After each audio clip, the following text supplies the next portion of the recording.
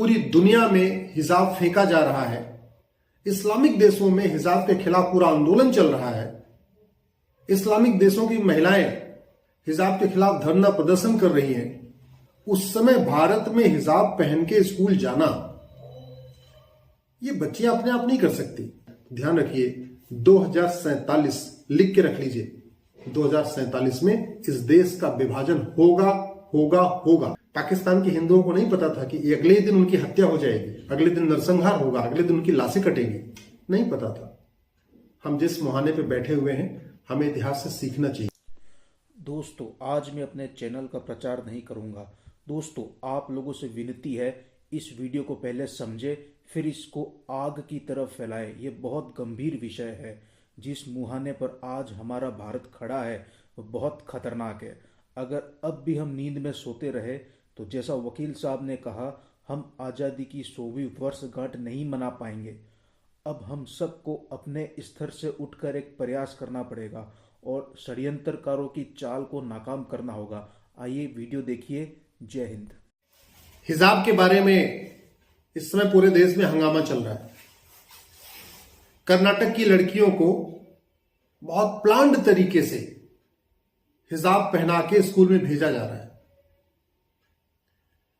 ये वही शक्तियां हैं जो भारत का इस्लामीकरण करना चाहती हैं, क्योंकि वो जो बच्चियां पहन के जा रही हैं वो अपनी इच्छा से नहीं जा रही हैं। उनको समझाया गया है, बरगलाया गया है, उनका ब्रेन वॉश किया गया है।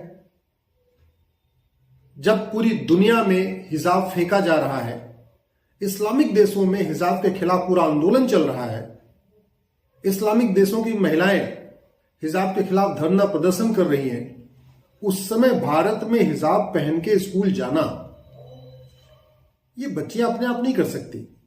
ये तो प्लान्ड वे में बाकायदा जो फोर्सेस हैं, पीएफआई हुआ और इस तरीके के जो और भी संगठन हैं, देवबंद हुए, और भी जो इस्लामिक संगठन हैं, जो भारत में गजवा हिंद करना चाहते हैं, जो भारत में एक ग्रेटर बांग्लादेश बनाना चाहते हैं, जो भारत में एक इस्लामिक हुकूमत कायम करना चाहते हैं, उनकी ये सोची समझी साजिश है। मैं समस्या की बात नहीं करूंगा, समस्या आपके सामने है। मैं समाधान की बात करता हूं। इस देश का संविधान कहता है कि इस देश में समान शिक्षा होनी चाहिए। समान शिक्षा का मतलब one nation one syllabus, one nation one curriculum, एक देश एक पाठ्यक्रम और एक देश एक किताब। हमारे पास राइट टू एजुकेशन कानून है, केवल उसमें एक शब्द जोड़ने की जरूरत है, इक्वल। राइट टू एजुकेशन में राइट टू इक्वल एजुकेशन करना है, एक शब्द जोड़ना है। पार्लियामेंट ने कानून बनाया है, राइट टू एजुकेशन कानून बनाया है, तो इसका मतलब parliament right to equal education भी बना सकती है। राइट टू एजुकेशन में जो पढ़ने की उम्र है वो 14 साल तक है, तो पार्लियामेंट उसको 18 साल तक भी कर सकती है, अमेंड कर सकती है। जब कानून हमारा राइट टू इक्वल एजुकेशन हो जाएगा, पढ़ने की उम्र 14 से 18 वर्ष हो जाएगी, तो देश की सभी सरकारें इसके लिए बाध्य हो जाएंगी कि पूरे देश का सिलेबस एक हो, पूरे देश का करिकुलम एक हो, पाठ्यक्रम एक हो। महाराष्ट्र वाले मराठी में पढ़ें, कर्नाटक वाले अपनी भाषा में पढ़ें, तमिलनाडु वाले तमिल में पढ़ें, मलयालम में पढ़ें, सब अपनी अपनी भाषा में पढ़ें, गुजरात वाले गुजराती में पढ़ें, कश्मीर वाले कश्मीरी में पढ़ें, लेकिन सिलेबस और कंटेंट, सिलेबस और करिकुलम एक होना चाहिए। यह हमारा संविधान कहता है, मैं नहीं कह रहा हूं। दुर्भाग्यवश इस पर चर्चा ही नहीं हो रही। हिजाब के ऊपर चर्चा हो रही है, हिजाब के ऊपर तू मैं भी हो रही है, लेकिन हिजाब दिमाग से कैसे निकलेगा इस पर चर्चा नहीं हो रही है। हिजाब दिमाग से तब निकलेगा जब इस देश में one nation one education board होगा, वन नेशन वन सिलेबस होगा, one nation one school dress होगा, one nation one civil law होगा और पॉपुलेशन कंट्रोल लॉ होगा। तो समाधान की बात नहीं हो रही है। केवल ट्विटर पे ट्रेंडिंग चल रही है, आरोप प्रत्यारोप चल रहे हैं, तू मैं चल रहा है, सब कुछ हो रहा है, लेकिन न तो कोई कह रहा है कि इस देश में सारे स्कूल जो एजुकेशन के बोर्ड चल रहे हैं, सीबीएसई, आईसीएसई, मदरसा बोर्ड, फला बोर्ड, ढिकाना बोर्ड, इनको मर्ज करो, one nation one education board लागू करो। इसकी बात कोई नहीं कर रहा। कोई ये नहीं कह रहा है कि पूरे देश का सिलेबस एक करो। कह लिया मदरसे अलग चलने चाहिए। जब संविधान कहता है one nation one education board होना चाहिए तो चलना चाहिए। कोई ये नहीं कह रहा है पूरे देश में, जैसे केंद्रीय विद्यालय का जो स्कूल ड्रेस होता है पूरे देश में एक होता है। केंद्रीय विद्यालय का बच्चा कच्छ का हो या कामरूप का, लद्दाख हो या लक्षद्वीप का, उसका स्कूल का ड्रेस एक होता है। क्यों नहीं हम पूरे देश में ऐसे कर 12वीं तक पूरे देश में one nation one school dress लागू कर देते? किसने रोका हुआ है? केंद्रीय विद्यालय का सिलेबस पूरे देश का एक होता है, क्यों नहीं हम पूरे देश में वन नेशन वन सिलेबस लागू कर देते? हमें क्या जरूरत है सीबीएसई अलग चलाने की, आईसीएसई अलग चलाने की, स्टेट बोर्ड अलग चलाने की? अगर 40 तरीके के टैक्स मिला के एक टैक्स हो सकता है, जीएसटी हो सकता है, तो 40 तरीके के एजुकेशन बोर्ड को मिला के one nation one education board हो सकता है। 40 तरीके के सिलेबस को मिला के वन नेशन वन सिलेबस हो सकता है। 40 तरीके के स्कूल जो ड्रेस चल रहे हैं अलग अलग, उनको मिला के one nation one school dress हो सकता है। मैं आप सबसे आग्रह करता हूं, ये पॉलिटिकल पार्टियों की तूतू में चलती रहेगी, आप तूतू में मत पड़िए। आप सबसे पहले समान शिक्षा की मांग करिए। समान शिक्षा का मतलब one nation one education board, समान शिक्षा का मतलब वन नेशन वन सिलेबस, समान शिक्षा का मतलब one nation one school dress. ये 3 चीज होगा तब सभी बच्चे, हिंदू हो या मुसलमान, महिला हो या पुरुष, बेटी हो या बेटा, जब स्कूल जाएंगे उनका एक स्कूल ड्रेस होगा, एक जैसी किताब पढ़ेंगे, एक जैसा सोचेंगे, उससे देश की एकता अखंडता मजबूत होगी। नहीं तो हम आग के मुहाने पे बैठे हुए हैं।